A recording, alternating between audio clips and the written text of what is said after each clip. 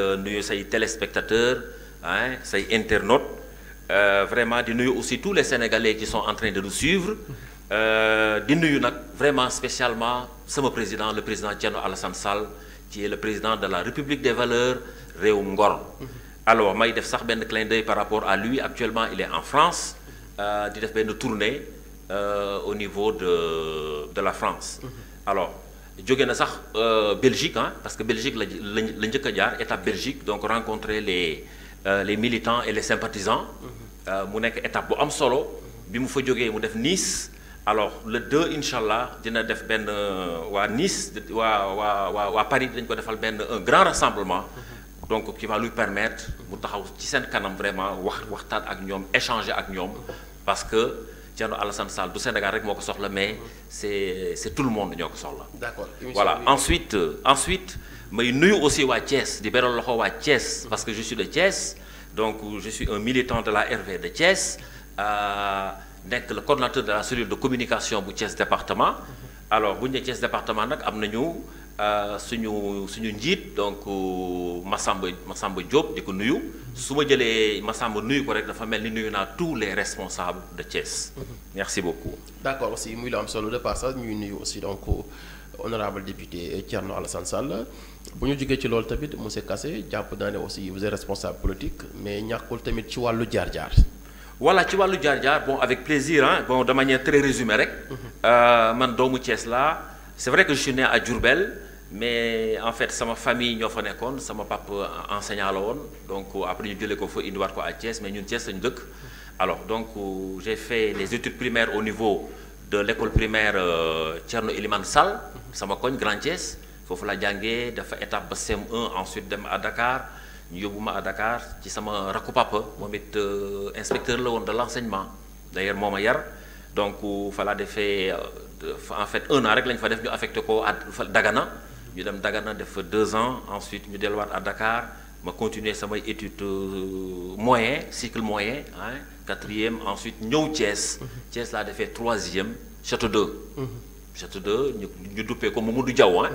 Voilà donc fa laa defee sama 3e.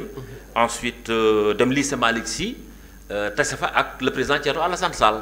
moom en fait moom bi muy def terminal je pense maa ngi def 3e ou seconde je pense 3e j'ai oublié un peu. Alors donc mu marqué woon ñu à l'époque vraiment ma décroché sama bac en 2017 en 1987 du moins. Donc dem à Dakar université def fac science 1 an rek parce que dafa coïncider woon ak année blanche. Donc dama def 1 an 3 mois lañu jàng après ñu tëj université. ma ñibbi à Thiès delluwaat après l'année suivante ma def le concours de l'ENSEA l'école normale supérieure d'éducation artistique. Pour devenir professeur. Hein, enseignant professeur d'éducation artistique. Donc ma jàll le concours bi def formation 4 ans 5 ans. Je suis sorti major de ma promotion. Après enseigné pendant 6 à 7 ans. J'ai fait le CEM de Pout. Hein. Alors, donc, bi mu ci jógee après, ma dem en Suisse, à Genève, pour faire un 3e cycle de doctorat. Voilà, donc un 3e cycle de perfectionnement, donc doctorat. D'accord. Donc, bi mu fa jógee nag, ci la ñibbisi parce que je me suis dit que il n'est pas question que may rester là-bas. J'ai une carte à jouer au Sénégal. Je vais retourner au Sénégal pour servir mon pays. Bi ma ñëwee ci lañ ma nommé conseil pédagogique national en éducation artistique. Donc j'ai passé quelques années à Dakar. Donc après bi ma fa jógee ma ñëw à Thiès comme formateur au CRFPE. D'accord muy lu am solo ci wàllu jaar-jaar muy lu am solo peut-être aussi nekk na lu ñu lay encourager di la ci féliciter. Merci beaucoup peut-être du ñàkk. ñenn ndaw yi nga xam ne yàgg nañu dégg aussi donc monsieur Kassé donc nekk acteur de développement en même temps nekk responsable politique RV. pour ñu xam ne aussi am na jaar-jaar mais nag ci wàllu politique jaar-jaar bi. Voilà ci wàllu politique bon xam nga man daanaka tardivement sax laa def politique. Politique ci yóbbu woon tellement mais dama jékki-jékki rek ma gis ni comme ni ma ko waxee sànq j'ai une carte à jouer. ma yàgg a gis ay injustice au Sénégal. ma yàgg a gis ni les présidents qui se sont succédés au Sénégal ñu ci bëri man fi ma leen doon xaar yóbbuwuñ ma fa. Par exemple l'industrialisation du Sénégal. loolu mooy indi mooy créer de l'emploi mooy tax les jeunes am liggéey. dinañ ci ñëw ci kanam. Voilà donc dinañ ci ñëw ci kanam. Donc njëkk naa fréquenter le PDS hein def naa PDS pendant quelques années après boobu maa ngi woon avec Moustapha Souran. donc ko jàppale parce que Moustapha Souran c'est un homme de valeur. man homme de valeur rek lay àndal. alors bi quelques années après ma détaché wu donc toog sama kër jàpp sama njàmbur mais bi ma gisee Thierno Alassane Sall gis ni c'est un homme de Thiès. Il a grandi à Thiès maag moom ñu defandoo plus ou moins lycée Malick Sy mu nekkoon quelqu'un vraiment qui défendait les intérêts des élèves daanaka bu daan wax ñëpp ay fàq ñëw di ko déglu parce que il avait le verbe facile il était séduisant machallah ba pare moom il se focalisait sur l'essentiel sur les intérêts des élèves yi seen intérêt loolu moo doon sacerdoce am donc il plaidait pour les élèves. Alors donc bi ma gisee loolu ma ne kii vraiment son comportement méngoo na ak man sama vision boobu moom voilà il était que élève hein yàlla def mu dem mu am son baccalauréat c'était un brillant élève machallah am son baccalauréat mu dem Tunisie de formation en aviation civile il est sorti ingénieur après maintenant quelques années après on s'est perdu de vue. Quelques années après, donc, on l'a nommé donc, le représentant de la SECNA à Dakar, au Sénégal. Donc, après, le premier acte bi mu posé de haute portée patriotique, moo doon Biko du temps de Abdoulaye Wade, hein, du temps d'Abdoulaye Wade. Vous savez qu'au niveau de l'aéroport Léopold Sédar Senghor, il y a une bande verte. Une bande verte, bu nga xam ne dafa tafu ci aéroport bi.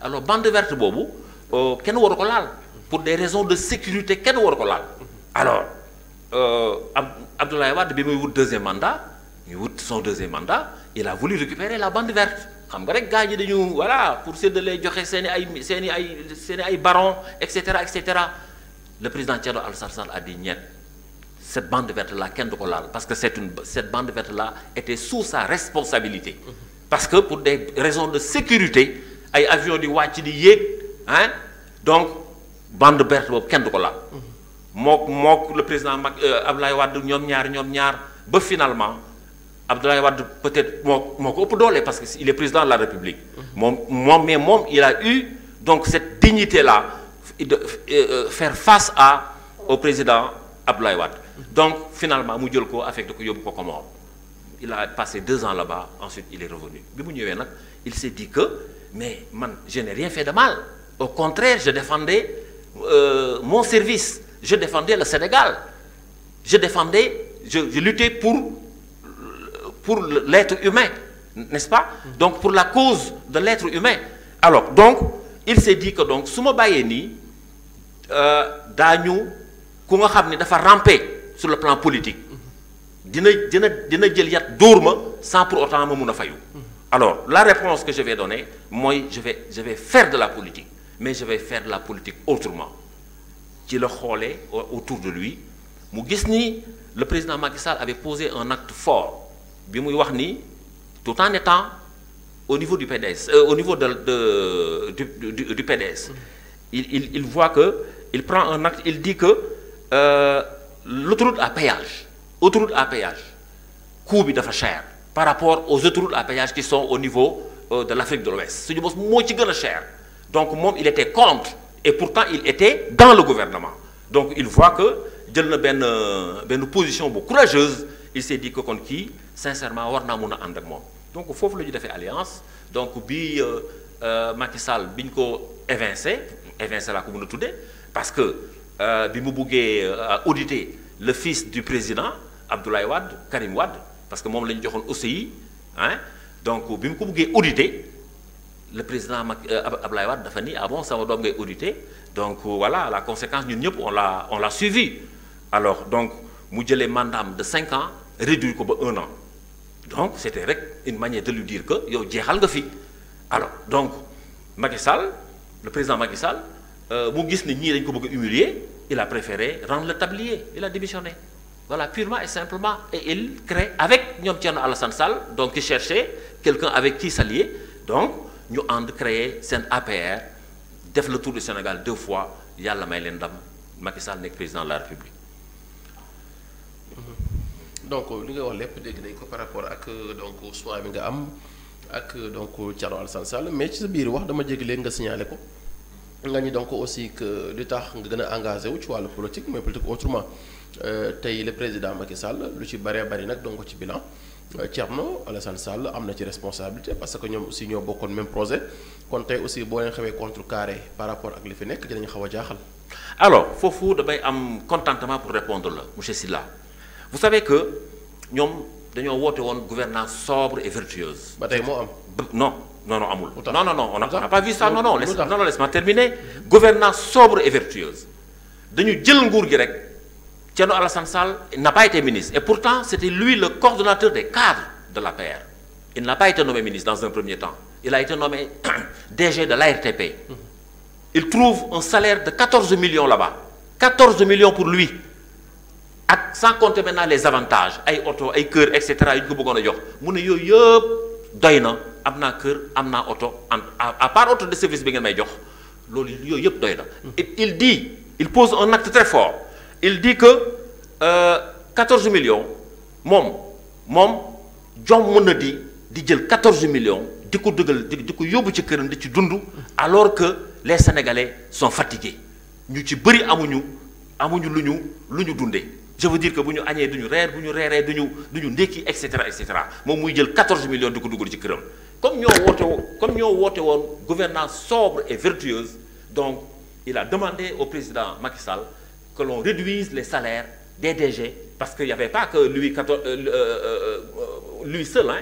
Par exemple au port le DG touchait 20 millions les autres DG aussi ils touchaient en tout cas des millions beaucoup de millions il a demandé à ce que ces millions-là ces salaires-là soient réduits donc à 5 millions 5 millions xoolama loolu ak te boobu yombul sa alal yaa ko moom mais nga ne nañ ko wàññi parce que vous voulez donner un signal fort aux Sénégalais pour wal leen ni ñoo leen diggoon gouvernance sobre et vertueuse on n'est pas venu pour noos dañoo ñëw pour defar Sénégal bu bees donc wàññi salaire bi mooy rek dina am beneen une somme d'argent bu nga xam ne dina retourner au niveau des Sénégalais donc moom dès le départ il a tiré sur la sonnette d'alarme donc woon ñëpp ni ñëwuñu pour caaxaan ñëwuñu pour fort dañoo ñëw pour tabax Sénégal bu bees ensuite l'autoroute à péage deuxième phase autoroute à péage bi dañ ko bëggoon a signer le contrat il a dit non parce que tout simplement c'était dafa cher ba mu ëpp donc il a dit non il ne signe pas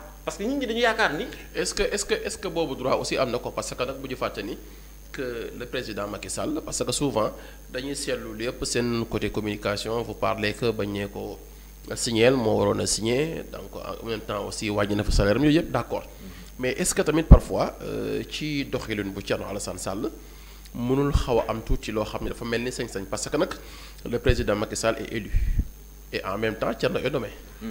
Est-ce que aussi foofu aussi amul benn problème entre ñoom ñaar. non amul problème xam nga gis nga nit.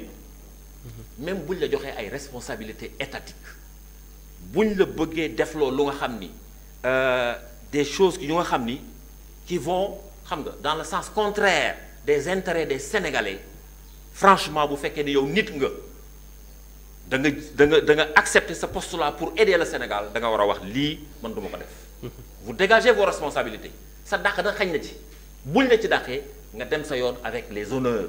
parce que defuloo ko pour yow mais da nga ko def pour le peuple sénégalais un peuple bu nga xam ni pratiquement mi ngi xaar le développement jusqu'à présent le développement n'arrive pas alors donc moom su defee acte yooyu c'est pas ay que dafa bëgg a wane ni moom voilà guerrier la non il regarde toujours là où se trouvent les intérêts des Sénégalais donc loolu du affaire de défiance non c'est être du côté du peuple et non du côté de quelqu'un bu nga xam ni li mu waxante woon ak moom defu ko voilà donc c'est pourquoi il a eu cette attitude-là. D'accord muy lu am solo par rapport ak jaar-jaalu donc monsieur le honorable député Thierno Alassane Sall et en même temps aussi donc président bu parti RV donc nga bokk tamit ci cadre yi nga xam ne dañu ko gën a jege ci wàllum liggéey di leen motiver ci wàllu politique bu ñu jógee loolu tamit ku ne xool na ni Sénégal doon système boo xamante ni que ñu ngi nekk nag ci parrainage bi mu nekk loo xamante ni tey moo ñuy mën a dimbali parce que jàpp nañ ni moom mooy nattukaay bi nga xam ni ci la ñu mën a natt candidat yi nga xam ne ñoom ñoo war a xëccoo réewum Sénégal ñu gis nag système mu parrainage bi boobu ba tey bi ñu ci tàmbalee liñ ci mën a jàngat bu njëkk dañ daan gis nañ ci nag am na ci lim boo xam ne joxe nañ ko muy ñaari système parrainage mooy boo amee ca pencum ndaw réew ya lim boo xam ne xaw na caa takk tuuti da nga mën a jàll pour nekk candidat ci élection jongante ñu jëm bu fekkee tamit amul ca loola la nga xam ne rek ca ngay mujjee tab bi mooy nga fexe tamit ba askan bi taxaw pour daal lay parrainel ñu seetlu nag élection yi passé donc seen coalition li muy yaatu nag donc Thierno Alassane Sall moom moo ci daal député est-ce que tamit système mu parrainage bi jàpp ngeen ne di daw wéeru ci nit ànd ak moom mooy gën a sedd ci yéen ngeen dem pour nekk candidat. voilà xam nga pour le parrainage du élection yi passé élection législative yi passé nga mun a nattee par exemple la dimension du président Thierno Alassane Sall yaa ngi koy nattee déjà au niveau de l'élection présidentielle de 2019. Hervé participé na ci élection yooyu 2019 élection présidentielle moo doon c'est-à-dire 2 ans après la création de la République des valeurs 2 ans après xam nga ni 2 ans bëriwul. ñoo ci participé par coalition. non en fait on a voulu participer on a été recalé. oui on a été recalé. lu tax voilà on a été recalé parce que tout simplement le président Macky Sall bëggul woon. non il ne voulait pas avoir en face de lui Thierno Alassane Sall. non attends ma wax la parfois suñuy débat na xaw a sérieux mais président Macky Sall lan lay ci Thierno Alassane Sall. non je vais te donner les raisons pour lesquelles il ne voulait pas avoir Thierno en face de lui xam nga pourquoi parce que Thierno venait de démissionner et les raisons pour lesquelles il a démissionné ñëpp ko xam c'est parce que tout simplement il n'a pas voulu signer le fameux contrat Total Sénégal il a trouvé que le Total offre bi mu def mais offre la bu nga xam ne c'est une offre insignifiante. est-ce que boobu bëggul génn par rapport est-ce que bëggul woon a génn. non bëggul woon a génn pourquoi muy bëgg a génn moom il est là pour servir le Sénégal bëggul woon a génn au contraire daf ko def avec amertume mais daf ko def aussi avec xol bu libéré wu parce que tout simplement dañ ko bëggoon def loolu nga xam ni moom du ko def je te dis moom c'est un homme libre donc ñu bëgg la signaloo un contrat bu nga xam ni Sénégal gisu ci boppam c'est-à-dire li ci Sénégal di am du bëri alors que le pétrole et le gaz dañ ci war a sukkandiku pour voilà aller vers le développement. D'accord. mais attends mais moom su ko neexoon. il signe. pour rester ministre. d'accord nangu naa loolu mais ñëw ci aussi 2019. garder ses avantages. garder ses avantages. xoolal il n'a pas calculé wul sa famille calculé wul ñi nekk derrière lui mais il regarde le Sénégal le Sénégal les Sénégalais leur souffrance qu'est-ce qu'il faut faire pour jóge ci état bi ñu nekk dem ci état bu nga xam ni xale yi dinañu liggéey donc il y aura les Sénégalais seront épanouis etc. donc il a préféré dire non je ne signe pas parce qu'il y a d'autres compagnies qui ont donné des offres beaucoup plus intéressantes. Donc il dit non. D'ailleurs monsieur Sylla foofu la ko Sénégalais commencé naw c'est pourquoi élection présidentielle bi passée en 2019 il n'a pas eu de problème pour avoir le nombre demandé le nombre de parrainages demandés il n'a pas eu de problème parce que les gens avaient en souvenance acte boobu mu posé cet acte-là de haute portée patriotique c'est pour ñëpp naw ko bëgg ko ci moo tax facilement il a rassemblé le nombre qui a été demandé plus même déposé mais recalé pourquoi parce que gars yi dañu naan kii suñ ko bàyyee mu jàll def fi campagne. attends ma wax la non xoolal loolu rek le fait que mu bañoon a signer rek parce que bu signé woon doon na lor askanam loolu rek thème de campagne la c'est pourquoi gars yi xam naa ne kii buñ ko bàyyee mu jàll wóorul il a été recalé voilà. Et comme c'est un républicain, il a accepté et il a continué de travailler avec ses proches, les responsables de la RV.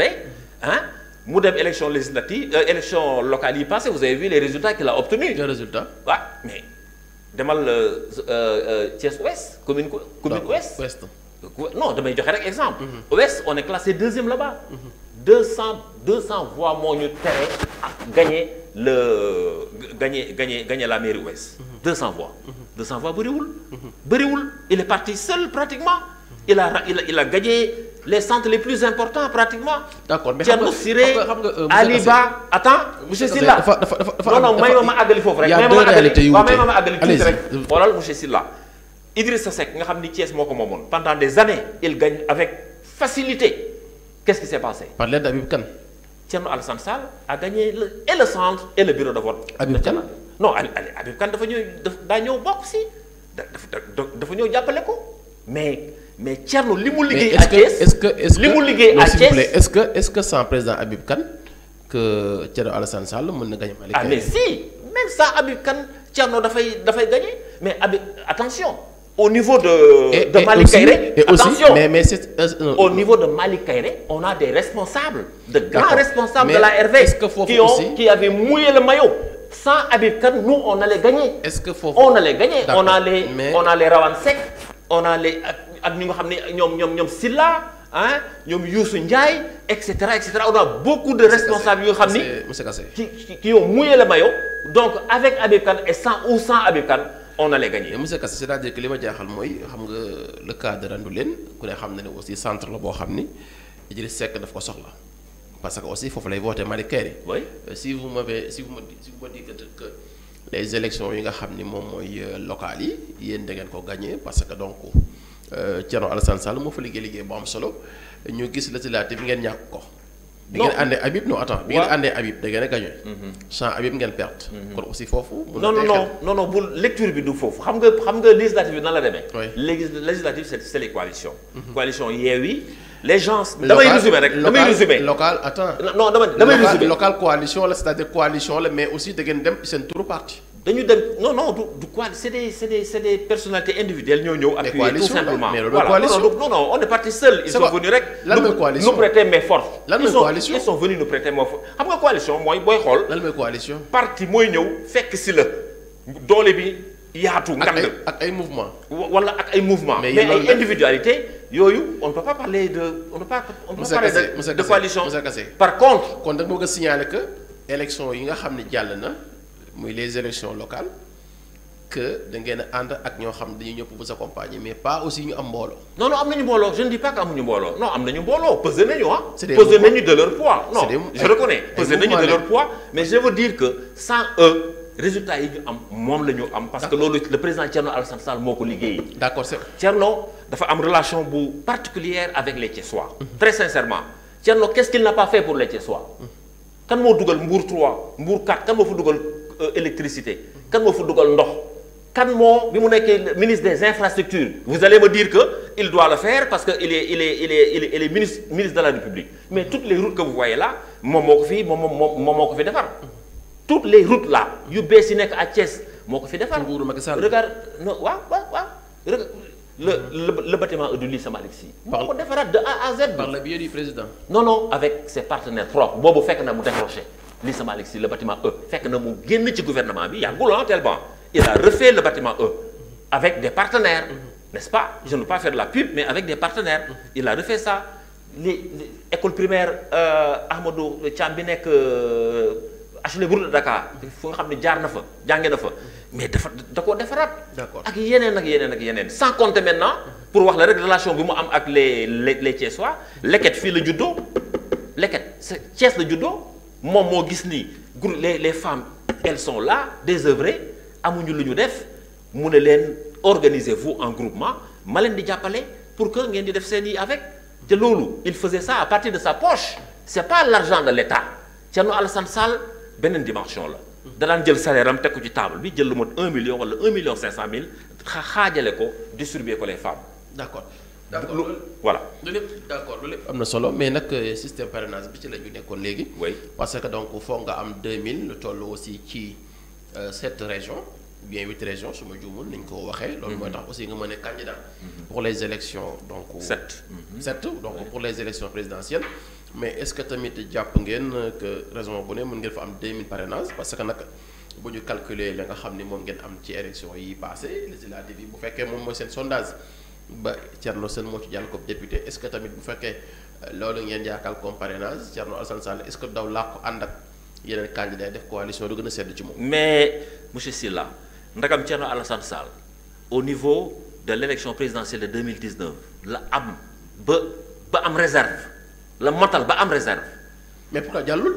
mais dañ ko recalé. ah non attends pourquoi recalé. non il a été recalé dinañ ci ñëwaat. xoolal ndagam boobu 2019 la am li ñu ko laaj sakatuma actuellement nga xam ni il a eu à faire le tour du Sénégal pratiquement Thierno dans les 47 départements du Sénégal Thierno pratiquement teg na fa tànkam du wax ak ñi ñi déglu leen jël seen i noter seen i ay préoccupations ba pare les Sénégalais aussi Sénégalais góor la aussi Sénégalais dafa am reconnaissance gis nañu acte yi mu posé yépp yu nga xam ni def ko pour moom pourtant il pouvait s'enrichir comme tout le monde mais fii politique da ngay gis ñu nomee la tey 2 ans après nga tabax ay R plus je ne sais pas moi ay 4x4 yi di daw tu deviens facilement milliardaire on l'a vu un fonctionnaire qui gagne même 2 millions par mois laa la wax ni wala 1 million par mois mënta au bout de quelques années nekk milliardaire c'est pas possible koo fi gis mu nekk milliardaire c'est parce que am na lu mu luubal c'est ça la réalité Thierno Alassane Sall jomm na loolu parce que yar bi ñu ko yar éducation bi mu jot bi mu am ak bëgg Sénégal bi mu bëgg Sénégal moo tax muy doxale noonu kenn mënu ko dévier donc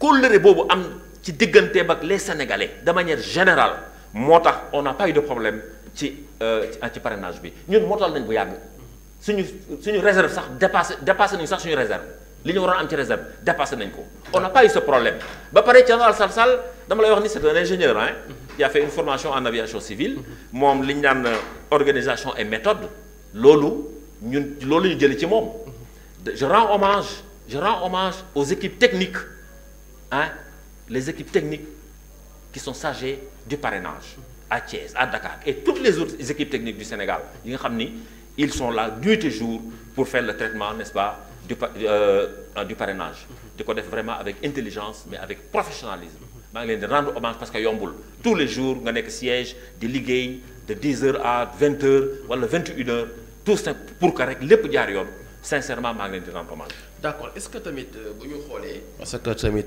ci département de Thiès comme fi nga focaliser wu foofu donc la ñuy gën a accentuer wu suñu waxtaan que dañu seetlu système parrainage bi est-ce que tamit xawul lu xam tuuti jiixi njaxa par rapport parce que Thiès boo xoolee li nga xam ne moo fi nekk population bi tey boo ko doon natt ci ñi nga xam ne ñoom ñooy yeewoo ci diwaanu Thiès que soo calculer parrainage yi nga xam ne donc ñi ngi koy déclarer dafay mel ni day tripler Thiès donc heure boo xëyee dégg ñu ni benn responsable politique yëkkati na 3000 parrain joxe kii ni 5000 parfois aussi nga dégg kun la yëkkati na joxe aussi 200 et quelques est-ce que tamit donc enjeu boobu te Thiès li fi nekk ci ay candidats maximum mën na 10 te kenn ku ne aussi am nga lu toll ci 2000 parrainage yow mën a déposer parfois aussi am ñuy signaler am nañu 2000 de plus est-ce que tamit foofu amul tuuti tey xel que askan bi est-ce que tamit li ñuy déclarer ci parrainage c'est la réalité.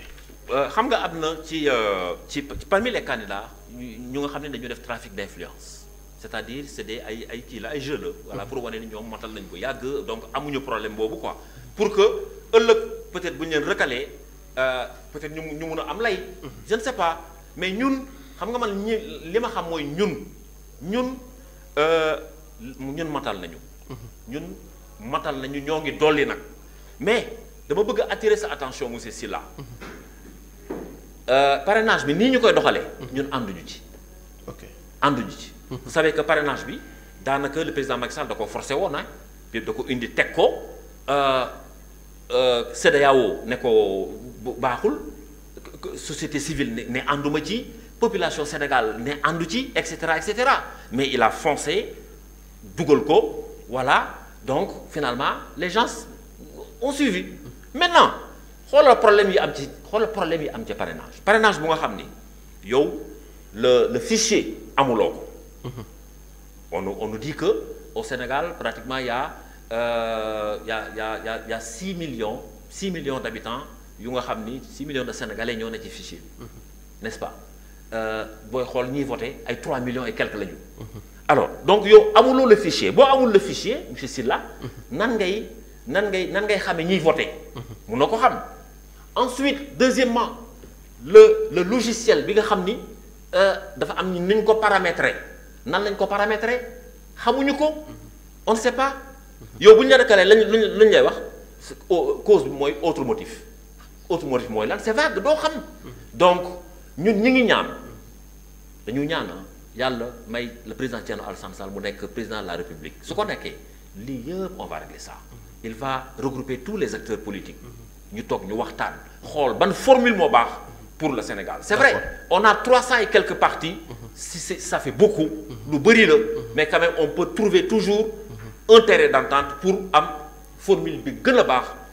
pour le parrainage pourquoi pas le bulletin unique pourquoi pas le bulletin unique pourquoi pas jouer aussi sur la caution je ne sais pas moi il faut ñu réfléchir les Sénégalais sont intelligents d'accord est-ce que tamit donc le président Thierno Alassane Sall amul benn handicap l'handicap mooy li ñu seetlu que yaa ko signalé donc Sénégal bari na ay responsables ñu yëngu ci wàllum politique bari aussi ay candidats yi ñu miin mais dañu xool aussi lépp loo xam ne jëm na ci wàllu askan bi bu état defee loo xam ne opposition bi ànduñu ci dinañu génn ci terrain bi manifester ko wane seen bopp su amee aussi ci opposants yi kuñ ciy néewal doole dinañu gis tamit ñeneen ñi nga xam ne ñoom ñoo nekk ci kujje politique yi jàkkaarloo askan bi wax waaye dañu gis tamit amul ci benn ndaje boo xam ne dinañ ci gis nag kii di Thierno Alassane Sall yëkkat ci kàddu àddu ca wala loo xam ne dana jàppale démocratie Sénégal ñu dem ba seetlu dafa mel ni daal que Thierno dafa jël yoonu boppam jàpp ne ñeneen ñi fi nekk ñoom war ci jaxase